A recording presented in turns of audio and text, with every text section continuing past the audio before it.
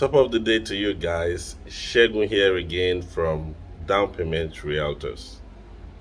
And so you have decided to buy that land, but the knowledge that is needed still eludes you. How to prevent yourself from being scammed, how to not get into the wrong settings, to have bad experience, all boils down to the knowledge that you have about the industry and the investment you're about to go into. We're going to be learning a lot today, so stay tuned and make sure you watch this video to the end. Also, click the subscription button and turn on your notification. Share this post with as many as possible that you know will get value. Stay tuned. I'll be right back.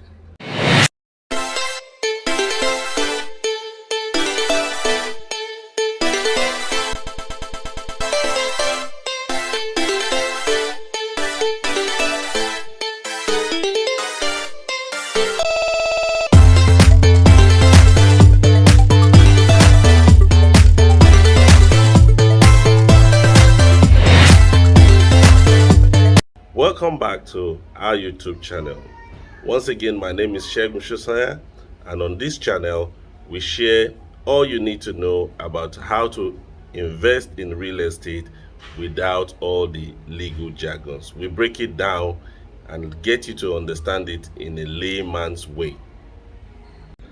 As I will always advise, please make sure you stay till the end of this video, and if it is your first time seeing our channel, please be kind enough to click the subscription button, turn on your notifications so you never miss any video update from this channel. Today we'll be looking at 5 important steps or processes, terms that you need to be very familiar with in getting into real estate or buying your first property.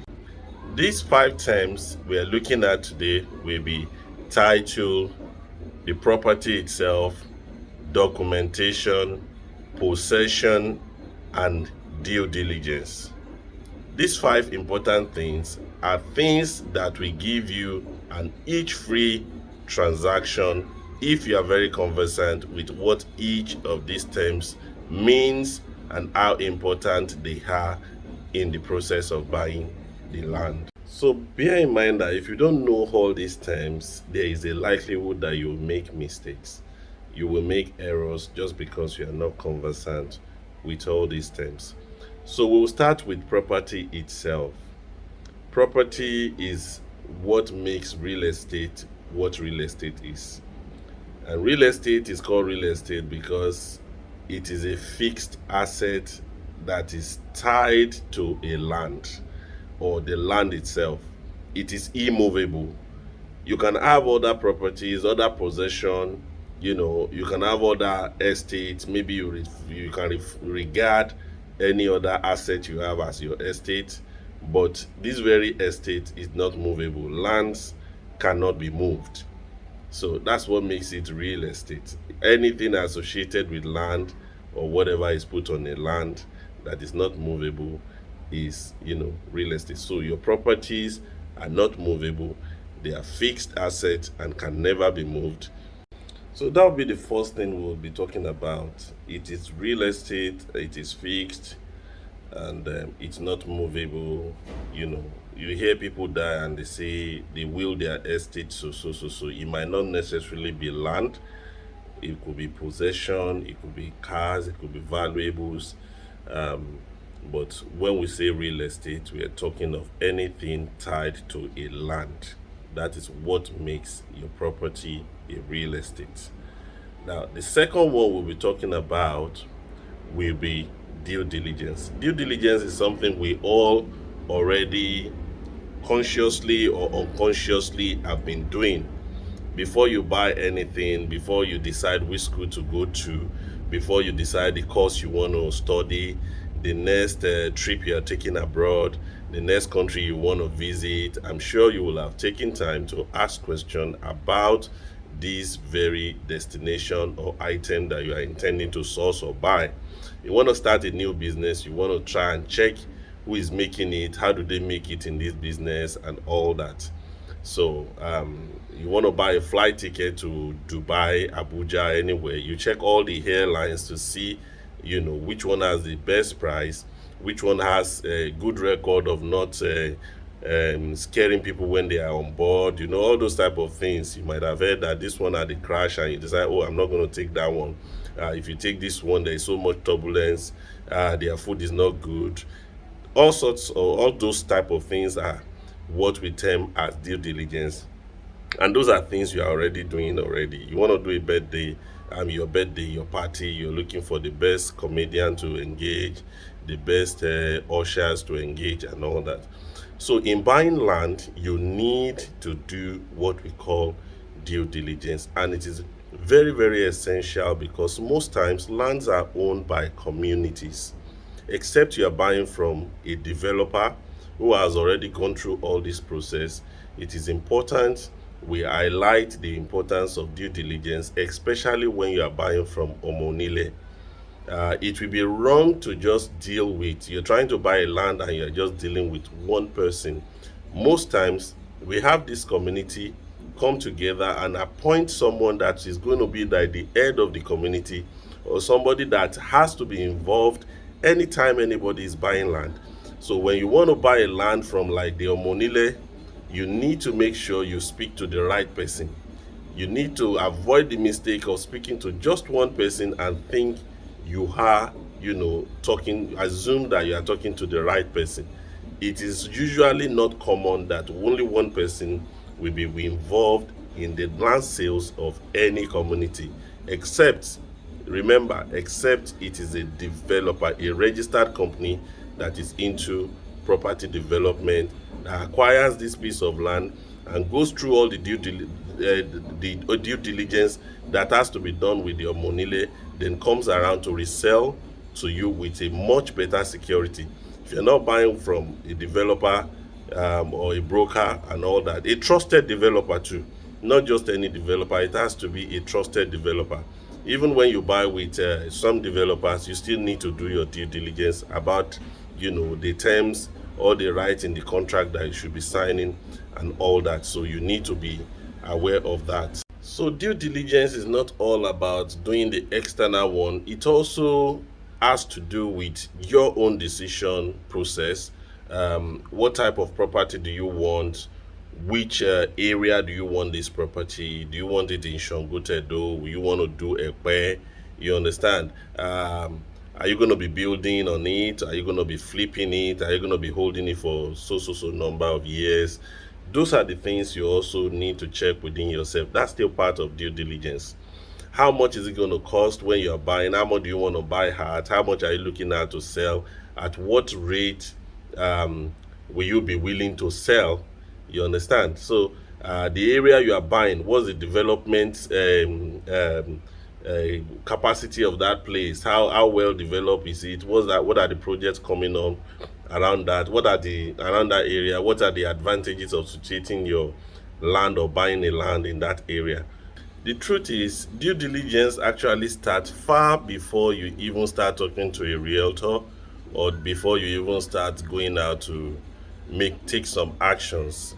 It starts from, deciding if it is going to be in Dubai, if it's going to be in Lagos. Do you want to buy carcass? Do you want to buy off plan? Do you want to buy, everything that every process you go through before your decision?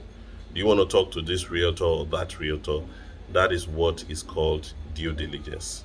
It is a decision process that comes with a lot of what I'll call investigation, questioning, either to yourself or even with the people that you'll be engaging in buying the land or property you want to buy. Okay, let's assume the realtor gets the land and then he comes to tell you there is one that we've been able to locate something that suits your budget and your need, and then you go for inspection. That is still part of due diligence.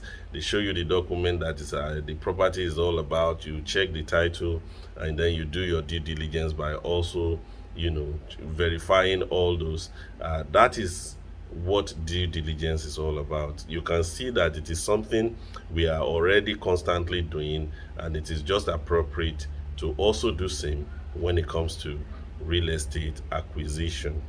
So that's all about the second term, which is due diligence. The first is about the property, and now the next will be the third and the most important term you also need to be conversant with happens after you and the realtor or the person you contacted has been able to identify a piece of land for you to buy.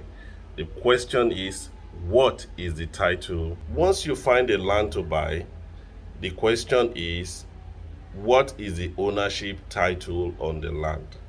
Before you buy, you need to know who owns the land, who you are buying from, to also check the status of the land. And that's what will bring us to explaining what title is all about.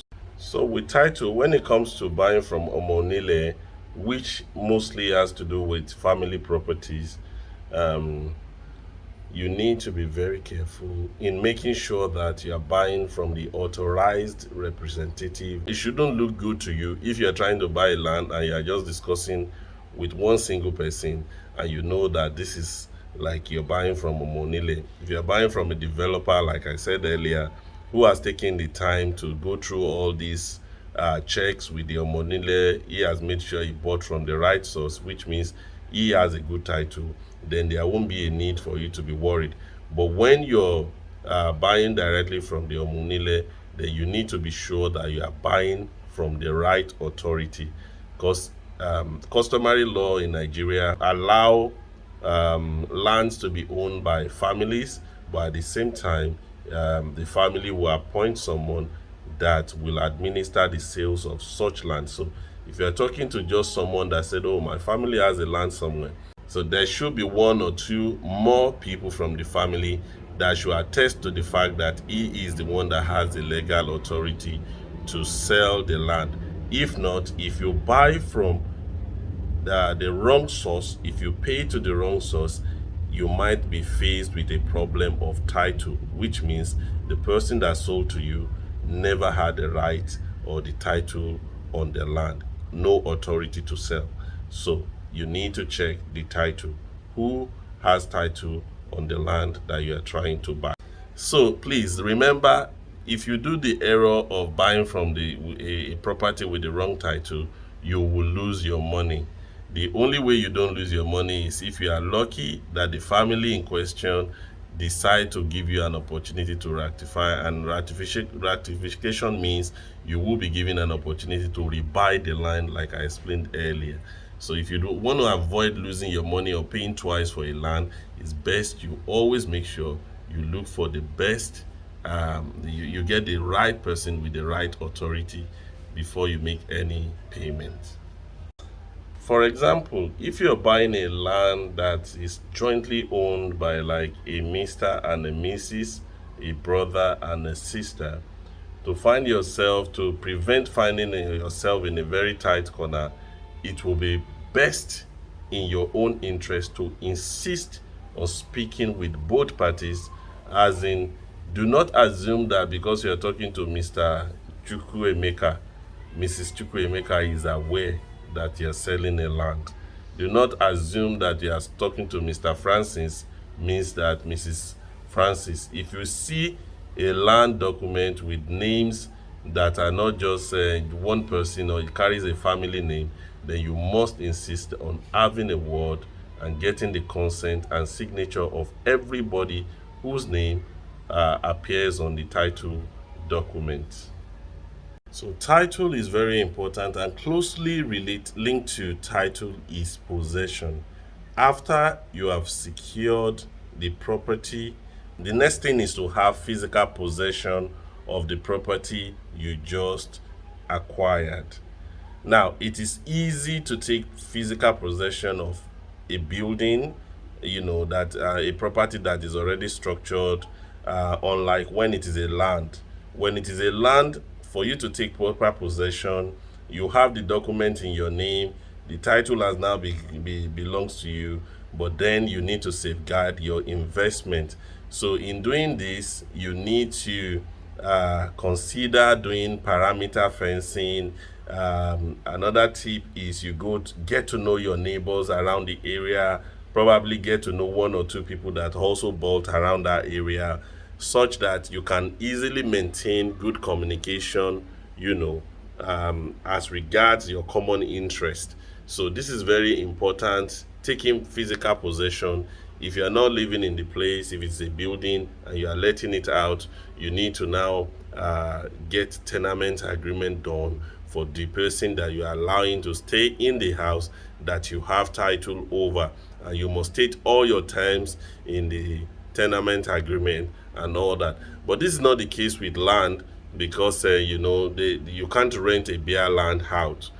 So aside familiarizing yourself with people around the land you have bought, it is still important that you do consistent, visit from time to time. One of the trick I personally adopt is like to find mechanics who will want to use the place as mechanic workshop.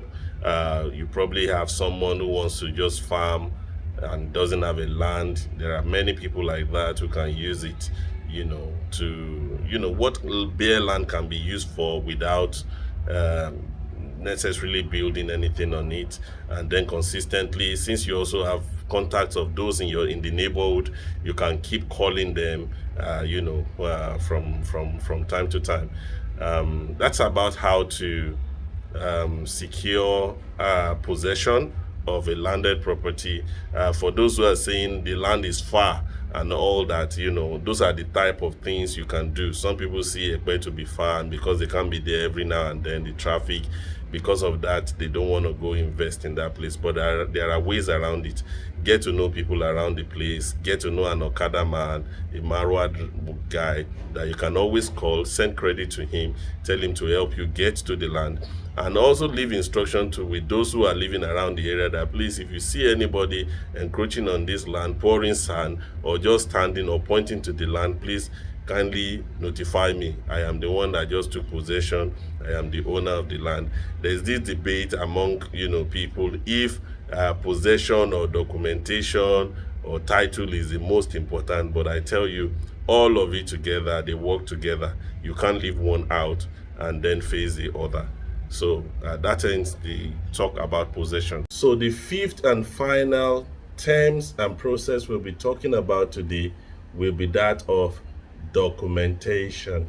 So documentation shows what's been happening on a property, as in it could be a family-owned property that the grandfather held and then passed to his own son. The son has now passed to another.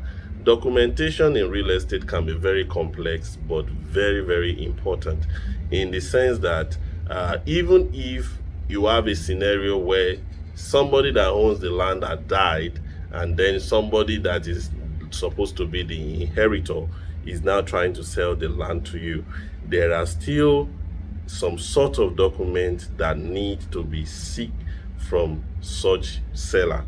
If somebody dies, the most common thing and the easiest is for the person to leave a will, and then it shows that this property has been passed to that person, and that makes it trouble-free, itch-free. In a situation where the original owner died and never left a will, if it is through the customary court, you can apply to get a letter of administration, which now transfers ownership to the new owner. In most cases, depending on the type of life and law the person lived under, it could be the wife or it could be the first son that automatically gets the opportunity to repossess the land, out of customary norms and all that.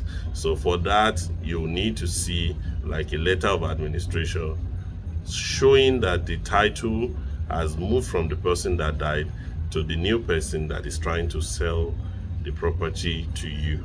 But then in a situation where there is nothing like that, you need the services of a legal practitioner or a sound real estate broker, a realtor that will guide you on what to do and the type of document, how to regularize the documentation.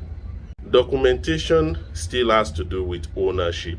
Documentation, like you remember what I said about a title. When you talk of document, when document is presented, then first thing you want to check is what is the title on the land.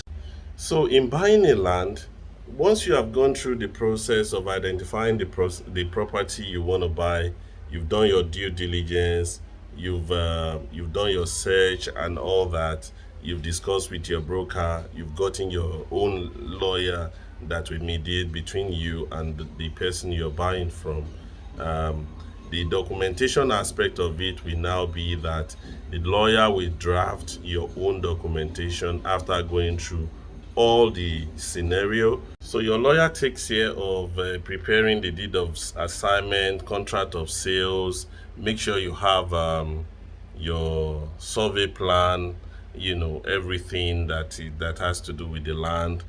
So you can see that everything is interrelated, interwoven, from starting with identifying your property, doing due diligence, checking out the history of the property, and then taking possession after you have decided to buy, and making sure you secure whatever possession, whatever you have bought, by networking yourself with people around the place.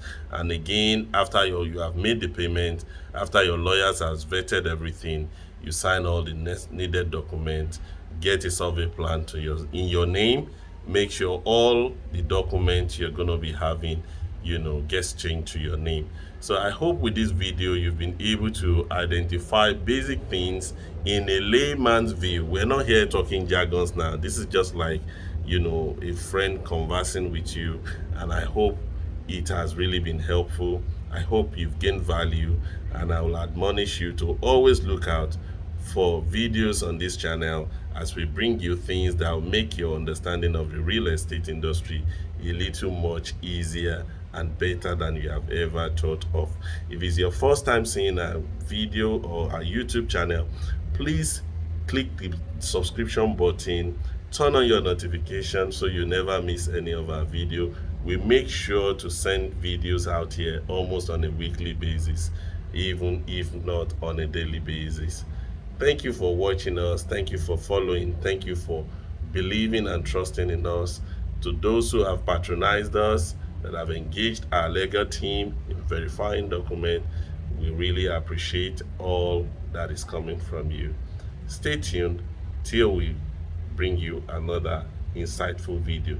Thank you.